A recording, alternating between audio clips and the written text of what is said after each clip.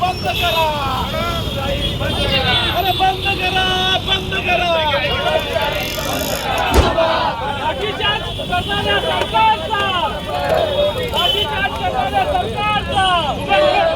धर्मेंद्र प्रधान हाय हाय, धर्मेंद्र प्रधान हाय हाय, धर्मेंद्र प्रधान हाय हाय, मोदी सरकार हाय हाय, मोदी सरकार हाय हाय, मोदी सरकार हाय हाय, धर्मेंद्र प्रधान हाय हाय, धर्मेंद्र प्रधान हाय हाय, मोदी सरकार हाय हाय, धर्मेंद्र प्रधान हाय हाय, मोदी सरकार हाय हाय, धर्मेंद्र प्रधान हाय हाय. बंद करा, बंद करा,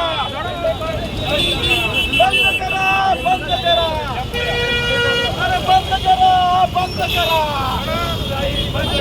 अरे बंद करा, बंद करा.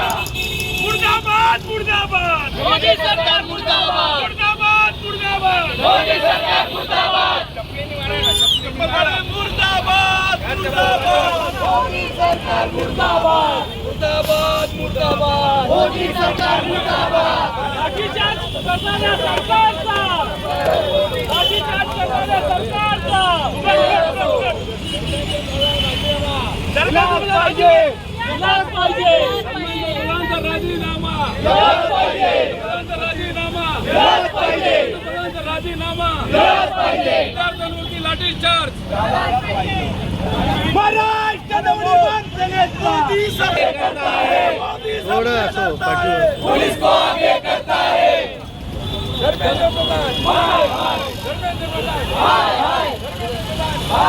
खरं तर आज जे विद्यार्थी आहेत त्यांचा फक्त एकच गोष्ट आहे की हे जे काही झालेलं आहे त्याबद्दल तुम्ही शिक्षण मंत्री जे आहे धर्मेंद्र प्रधान यांचा त्यांना राजीनामा द्यायचा आणि ते साधी गोष्ट जर करू शकत नाही कारण हीच पिढी ही भावी पिढी होणार आहे. जर आताच्या सरकारला एवढंही जमत नसेल आणि त्यांचे विचार त्यांपर्यंत पोहोचून सुद्धा आज ते पोलिसांना पुढे करतायत, त्यांच्यावर विचार विनिमय करायला येत नाहीये, तर खरंच मला असं वाटतं या जो सरकार आहे त्याने पूर्णपणे राजीनामा द्यावा आणि धर्मेंद्र प्रधानांचा राजीनामा घ्यावा. या सरकारचा निषेध आहे. आम्हाला कोणत्याही परिस्थितीत आम्हाला हे सरकार नकोय. आम्ही सामान्य जनता असो आणि महाराष्ट्र नवनिर्माण सेना कल्याण शहर आम्ही सर्वजण ह्या महिला सर्व मिळून आम्ही त्यांचा निषेध करत आहोत. मंतरवर जे उपोषण चालू होतं ते उपोषण सरकारने चिरडलं आणि त्यानंतर काल जे विद्यार्थी पुन्हा तिथे मोर्चासाठी जमले होते त्यांच्यावर बेछूट गोळीबार लाठीचार्ज केला. तर या सरकारचा आम्ही जाहीर निषेध करतो आणि अशा प्रकारे आम्ही भ्रष्टाचार करतो तुम्ही बोलायचं नाही, आम्ही तुला दडपशाही करतो तुम्ही बोलायचं नाही, ही जी वृत्ती आहे भाजप सरकारची ही वाढत चाललेली आहे. आणि त्यानुसार आज जर आपण बघितलं तर हे संपूर्ण महाराष्ट्रात नाही तर अख्ख्या भारतातील युवकांनी पुढे येऊन या आंदोलनात सहभागी झालं पाहिजे आणि या मोदी सरकारचा निषेध केला पाहिजे असं आम्ही आवाहन करतो. मोदी सरकार आणि त्यांचा तो अनपढ शिक्षण मंत्री यांचा मी निषेध करतोय. कारण आपण जे विद्यार्थी जे बसले होते हे कशासाठी बसले होते की त्यांच्या न्याय हक्कासाठी बसले होते, मग त्यांना भेटण्यासाठी यांना वेळ नाही.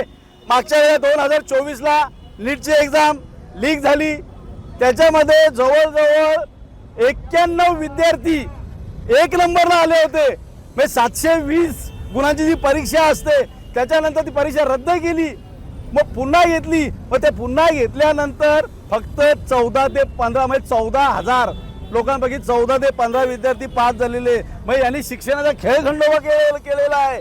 मग ह्या मूर्खाला एवढी सुद्धा अक्कल नाही की विद्यार्थी कशासाठी बसलेले आहेत, त्यांना तिथं जाऊन भेटण्याची वेळ नाही यांना. मी आपल्या माध्यमातून त्यांचा निषेध करतोय.